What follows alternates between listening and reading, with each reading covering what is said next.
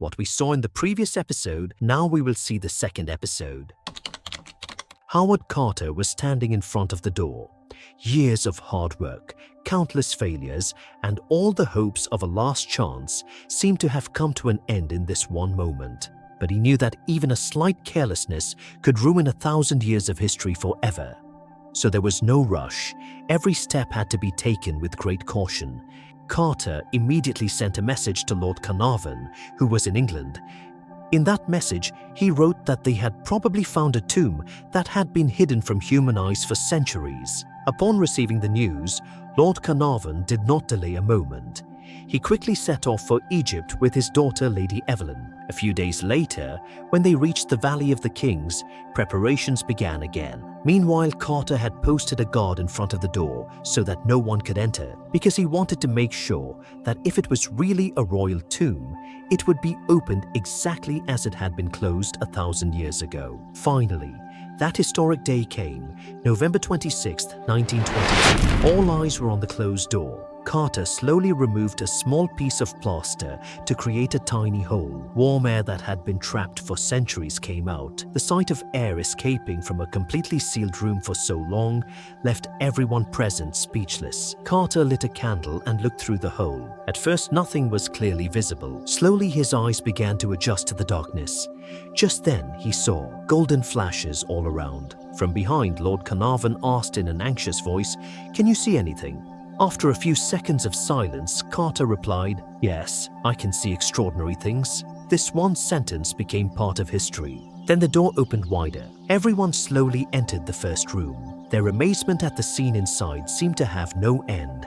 There were gold-plated furniture, beautiful thrones, ornate boxes, chariots, statues, precious stones, jewelry, and countless objects that had not been touched by humans for almost 3,000 years. It seemed as if time had stopped here. Carter realized that this was no ordinary archaeological discovery. This was a royal tomb that had survived almost intact. Such an event in history is extremely rare. Over the next few months, each object was carefully documented. Before anything was removed, its location was photographed, marked, and detailed descriptions were written. Because Carter knew that if one thing was removed incorrectly, important historical information might be lost forever. Gradually, it was learned that there were more than 5,000 artifacts in the entire tomb. Gold ornaments, chariots, scepters, bows, arrows, furniture, religious statues, perfume bottles, precious stones, and even countless items of daily use were preserved there. An iron knife in particular caught everyone's attention. Iron was extremely rare in Egypt at that time.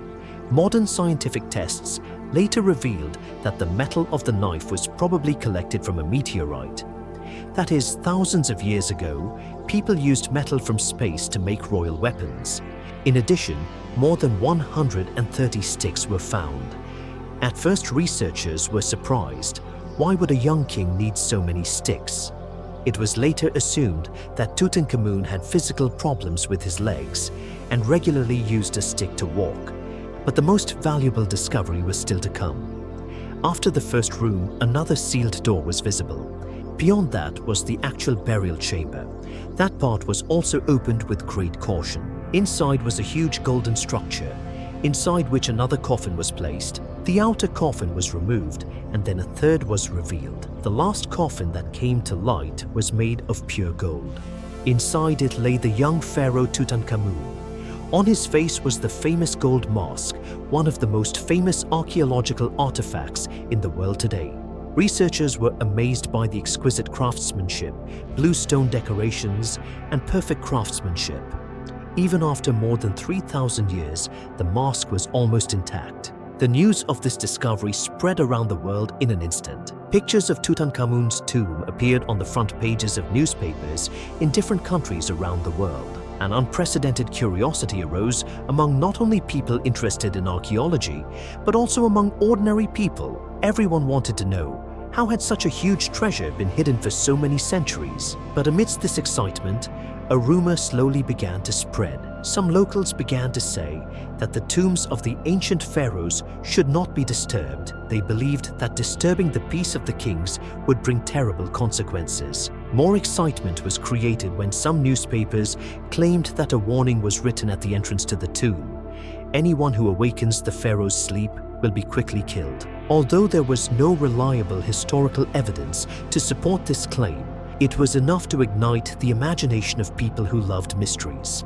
Little did anyone know that within a few months, events would begin to unfold that would turn this rumor into one of the world's most famous legends. And at the center of those events would be one man, Lord Carnarvon. To watch the next episode, like the video and subscribe to the channel.